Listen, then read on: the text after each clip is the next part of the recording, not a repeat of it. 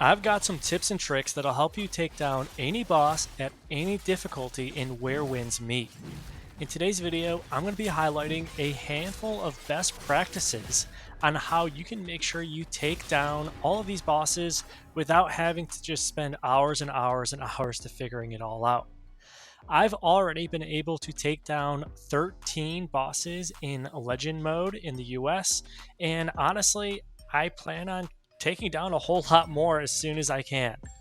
These tips and tricks are exactly what I use to speed through all of these bosses, and honestly, I think that just by watching this video, you're going to have a better chance at taking down these bosses a whole lot quicker.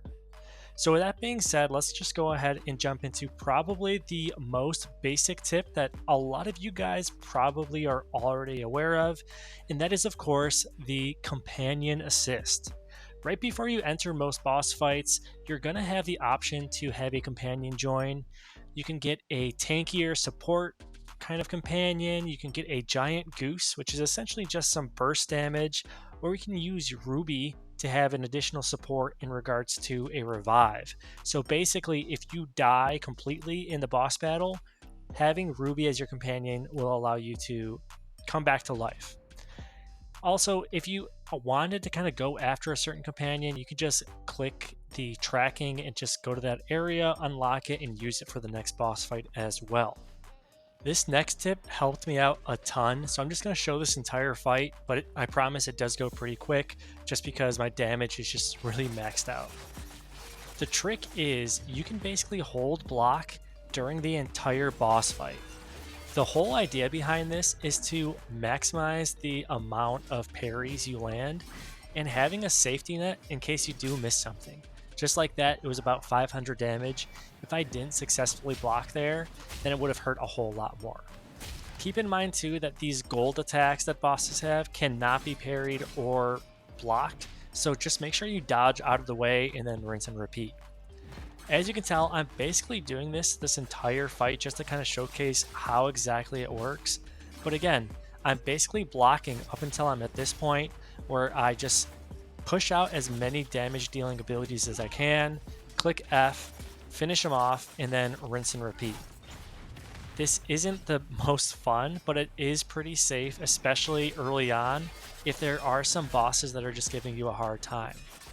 As I got more and more comfortable with actually landing my parries, I stopped doing this method honestly, but again, it's just a nice safety net, especially if you're starting out in this game and you're stuck on a specific boss.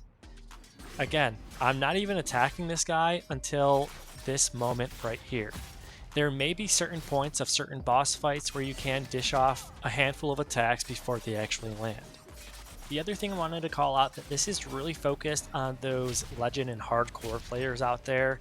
I believe that some players can turn like auto parry on, so it's a whole lot easier. But again, if you are on legend mode and you're trying to get through certain bosses, I highly recommend you just try out this method a few times and you'd honestly be a little bit surprised at how effective it really is. As we finish off this boss fight, the next thing we're going to transition to is a handful of things you can do to prepare your character before you even step foot in the arena for certain boss fights. And I do highly advise you do these things before you start challenging bosses, just to maximize your overall success rate. With that being said, let's go ahead and jump into it. If you're a new player, I want you to open your world map right now and go exactly where I'm at. I'm going to zoom out and show you once again where I'm at, but essentially you want to go find this NPC and speak with them and basically trade your oddities for passive buffs. Oddities are those butterflies or beehives or unique items you collect in the open world as you adventure. All of these different perks and passives just end up building up on top of each other and greatly enhancing the overall power of your character. I'm talking about health, minimum attack, maximum attack, physical defense, certain abilities, endurance, and a little bit of everything in between. You 100% want to make sure you max out on these, and if you're ever in a position where you're just getting wrecked by a boss, consider taking a break and collecting some butterflies, honestly, and picking up some more oddities to make sure your character gets even a little bit more powerful for the fight. If you made it this far in the video, consider hitting that like button and subscribing. It just tells me I'm doing a decent job at some of these videos. Okay, let's jump back into it. Next up, you're going to want to open this menu and then go over to Develop. From there, you want to go to Gear and then click that box right there which says Enhance. This gives you the ability to permanently boost every single gear slot across the board. It's going to require a small amount of coins and then a few random materials that you can either get from merchants or just from the open world. And it does drastically impact your overall power. It can boost physical attack, HP, defense. And I mean, like, take a look at this. All four of these areas in the middle all boost HP, and it's like an extra 5k HP, which is honestly insane. So again, make sure you enhance all you can, and if you are struggling, go ahead and get the materials, enhance it, and then try the boss fight again. Next up, I want to talk a little bit about tuning and recycling gear. So in this menu, you can take a closer look at all the different types of weapons, and you can see that basically over time, you're going to get tons and tons of just useless weapons, but you actually can use them for something. On every single piece of gear, you're going to see different perks. For example, on a blue piece of quality gear, I can get 2 perks, and then on a purple quality, I can get 3 different perks. Through the tuning process, you can add certain perks to your gear to just give you certain bonuses. So if I go into my bag, for example, let's say I want to recycle some gear. I'm going to recycle some low level gear, and typically this will only give you coins. So I'm getting 100 coins per piece. If I get a slightly higher leveled one, I'm going to get 200 coins. So it progresses with the amount of gold as you get higher quality gear. At level 41 weapons and equipment, you're going to start getting materials. These are the materials you use to actually tune the good weapons that you want to get perks added to. So I'm going to go ahead and recycle all of this junk, and I'm going to get some coins and some materials so I can actually tune my good equipment with. I do want to call out too, if you ever get gear with these little purple icons in the corner, make sure you save it for a very good piece of gear you want to tune. It basically guarantees a purple quality or higher perk when you use that to tune certain equipment. So I'm just going to go ahead and tune this fan just to show you how exactly it works. You have the option to directly select gear level 41 or higher, or the raw materials themselves to build up that top left number right there to unlock the additional perks. So for example, I can use raw materials, or I can drop in this bow that has that little purple icon, and that guarantees a purple or higher quality perk. Now, I'm not going to actually use these yet because I do want to save them for something that's actually good and a little bit higher leveled. So instead, let's just go ahead and use some raw materials. And I'm just going to fill this up. It's very, very cheap. I highly recommend you tune everything, honestly. It's just so cheap that you might as well. And honestly, I got super, super lucky. I got a purple quality for physical attack and then another physical attack blue quality. But that's awesome. I mean, like, I definitely utilize like dual blades a lot. And sometimes I use the fan if I need some healing options. But having 3 high quality perks, all physical attack, is definitely going to be super helpful for my build.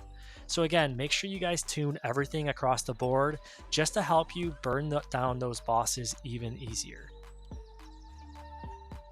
Next up, I actually want to give a shout out to this website called Game 8. I'll include the link to this website on the description of the video, but it highlights every single boss, where they're located, and every single attack that they have in each phase of the fight. So again, understanding the actual abilities that your enemies have will allow you a better chance of actually hitting that parry successfully and just winning the fight altogether. So again, I highly recommend you go ahead and just take a look at this website in case there are certain bosses that you're stuck on, because you could learn some helpful tips or tricks on certain attacks that may be coming. So yeah, the link to this will be in the description in case you want to dig a little bit deeper. Next up, we're going to go back to this main menu, but this time we're going to click this Wandering Paths and then Challenges, And then you're going to go to Sword Trial and you're going to see all of the previous bosses that you could have challenged based on level, and then the recommended boss based on your level as well. If you're having a hard time, you can do matchmaking as well and join up with other friends or strangers, honestly, to help you take down these bosses. But more specifically, if you click Develop, Talents, and then this Boss tab, you're going to realize that there are certain passives that you can pick up to make these certain boss fights even easier. For example, by catching a player in a certain game mode when taking down this boss, you can increase your overall damage output towards this boss. Same with taking out a certain amount of rapiers, or even just defeating and claiming the reward in general. Each boss has their own specific challenges and perks to make the boss fight even easier the next time you fight them. Plus, you can even get these special perks to even get additional rewards when you do challenge them down the road. And hey, everyone likes free stuff, so you might as well do it. Next up, I understand that most of us are probably playing solo mode, but if you're stuck, consider going to this menu here and then clicking this co-op mode option in the lower right corner. Basically, you can still get through certain challenges if you're stuck if you just get some help. You can select what exactly you need help with through this menu here. I get it, there's a million menus. It's probably one of the worst things about this game, but I'm showing you on the screen how exactly you can get to this specific menu. So select the world boss or certain activity that you want help with, save that, and then you can click recruit right here. This will allow you to get matched up with random players that are looking for help in that same activity. Now, what I typically do is I wait until that circle is complete, and then I just hit recruit again. I'll continue to do this until I get 4 other members in my party, and then I'll go ahead and do the certain challenge, and it's night and day, super easy. You'll get the rewards, and then you can move on. And that really covers it. If you found this video helpful or it made your boss fights just a little bit easier, consider giving it a like, a comment below, and also subscribing for some more tips and tricks coming down the road. Thanks again, and I'll catch you guys later.